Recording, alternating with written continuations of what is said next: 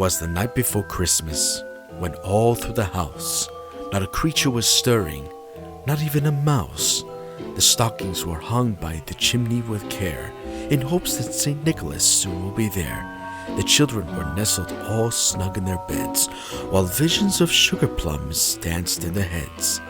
And Mama in her kerchief, and I in my nightcap, had just settled our brains for a long winter's nap, when under the lawn there arose such a clatter. I sprang from my bed to see what was the matter. Away to the window I flew like a flash, tore open the shutters and threw up the sash. The moon, on the breast of new-fallen snow, gave the lust of midday of objects below.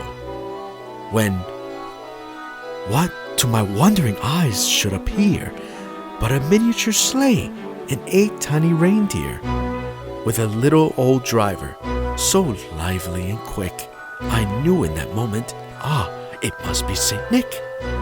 More rapid than eagles, his coursers they came, and he whistled and shouted and called them by name. Now Dasher, now Dancer, now Prancer and Vixen, on Comet, on Cupid, on Donner and Blitzen, to the top of the porch, to the top of the wall. Now dash away, dash away, dash away all, as dry leaves that before the wild hurricane fly, when they meet with an obstacle mount to the sky. So up to the housetop the coursers they flew, with the sleigh full of toys, and St. Nicholas too. And then, in a twinkling, I heard on the roof the prancing and pawing of each little hoof. As I drew my head, I was turning around. Down the chimney St. Nicholas came with a bound. He was dressed all in fur from his head to his foot, and his clothes were all tarnished with ashes and soot.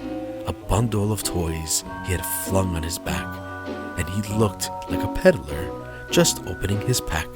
His eyes, oh, how they twinkled, his dimples, how merry, his cheeks were like roses, his nose was like a cherry, his droll little mouth was drawn up like a bow, and the beard of his chin was as white as the snow.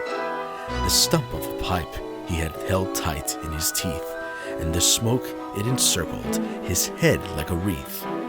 He had a broad face, a little round belly, that shook when he laughed like a bowlful of jelly. He was chubby and plump, a right jolly old elf, and I laughed when I saw him, in spite of myself. A wink of his eye and a twist of his head soon gave me to know I had nothing to dread. He spoke not a word, but went straight to his work, and filled all the stockings, then turned with a jerk, and laying his finger aside of his nose, and gave a nod, up the chimney he rose. He sprang to his sleigh, to his team gave a whistle, and away they all flew like down of a thistle. But I heard him exclaim, ere he drove out of sight, Merry Christmas to all, and to all a good night. I wish everybody, all my viewers, all my listeners, a very good night and Merry Christmas to everyone. Thank you.